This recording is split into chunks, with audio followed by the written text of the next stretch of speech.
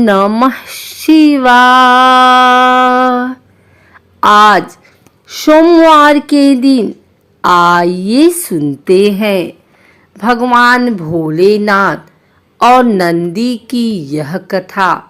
भोले की कृपा के लिए क्या देवी देवता तो क्या राक्षस वह अपनी शरण में आए सभी श्रद्धालुओं पर न केवल कृपा करते हैं बल्कि उन्हें मनोवांछित फल भी प्रदान करते हैं। ऐसी ही एक कथा जुड़ी है मृत्यु के देवता यमराज से। जब उन्होंने भोलेनाथ को यूं ही बिना किसी वाहन के भ्रमण करते देखा तो उनके मन में एक इच्छा जागृत हुई।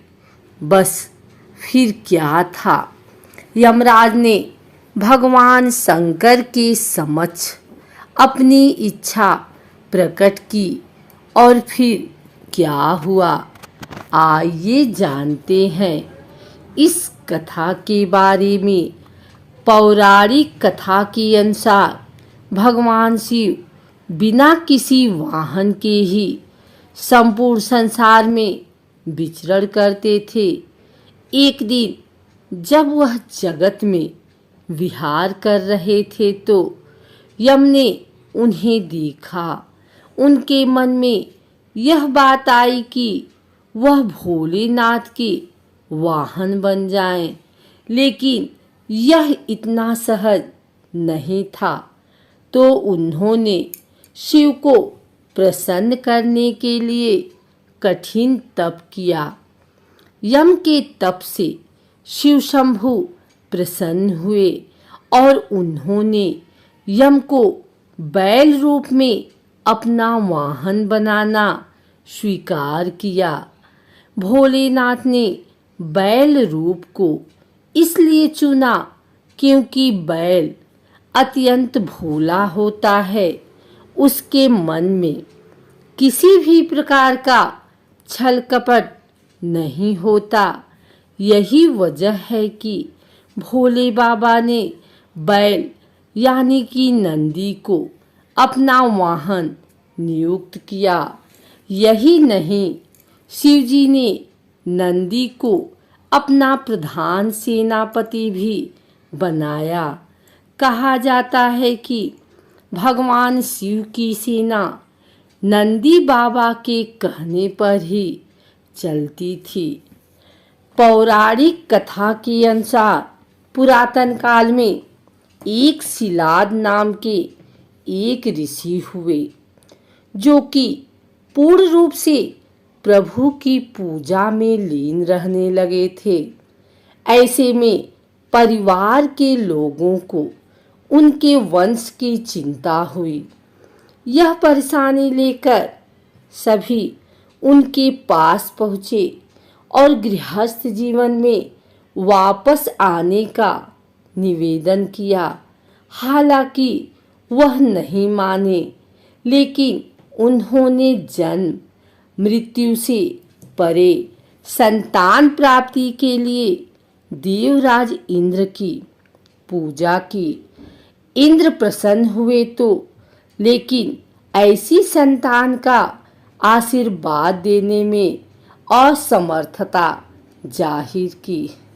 जब इंद्रदेव ने इच्छा मुताबिक संतान प्राप्ति का आशीर्वाद नहीं दिया तो शिलाद मुनि ने शिव की पूजा की। उनके कठोर तप से शिव अत्यंत प्रसन्न हुए और स्वयं उनकी संतान के रूप में जन्म लेने की बात कही।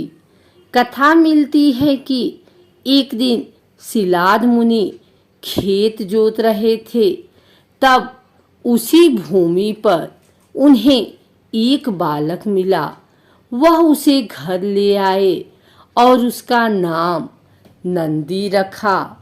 भगवान भोलेनाथ ने मित्र और वरुण नाम के दो मुनियों को नंदी के पास भेजा।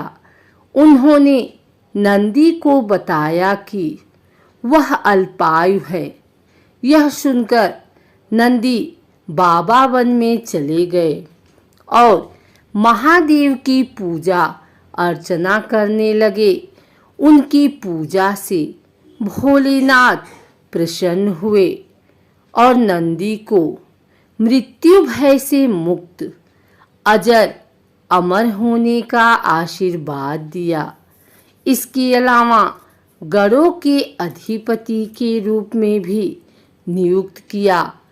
कथा मिलती है कि जब असुरों और देवताओं के बीच समुद्र मंथन चल रहा था और उसमें से विष निकला था तो उसे शिव ने धारण किया था, लेकिन विषपान के दौरान कुछ बूंदें जमीन पर गिर गई थी और उन्हें नंदी ने अपनी जीभ से चाट लिया था। नंदी के इस भाव पर भोलेनाथ अत्यंत प्रसन्न हुए। इसके बाद भगवान ने नंदी को अपने सबसे बड़े भक्त की उपाधि दी। साथ ही उन्होंने कहा कि जो शक्तियाँ उनकी है वह नंदी की भी है। भोलेनाथ की कृपा पाने को ज्ञान स्वरूप तप और विष की बूंदे को चाटने की पवित्रता नंदी बाबा की महिमा को और भी बढ़ा देती है। भोले बाबा ने नंदी को यह आशीर्वाद दिया था कि उनकी पूजा से पहले नंदी की पूजा की जाएगी। यही वजह है कि हर शिवालय में नंदी बाबा की मूर्ति जरूर होती है। यही नहीं, यह भी मान्यता है कि यदि आपको भोलेनाथ से कुछ मांगना है और आपने नंदी बाबा के कानों में सच्ची श्रद्धा, पवित्रता और अटूट निष्ठा से अपनी बात को कह दी तो वह भोलेनाथ तक जरूर अर्जी पहुंचा देते हैं। यही नहीं, शिव भी मुराद पूरी कर देते हैं। अगर आपको हमारी वीडियो अच्छी लगी हो तो इसे लाइक करें, कमेंट करें, शेयर करें। हमारे चैनल भक्ति गाथा को सब्सक्राइब करके बेल नोटिफिकेशन ऑल पर सेट कर लें ताकि आगे आने वाली वीडियो सबसे पहले आप तक पहुंच सके। धन्यवाद।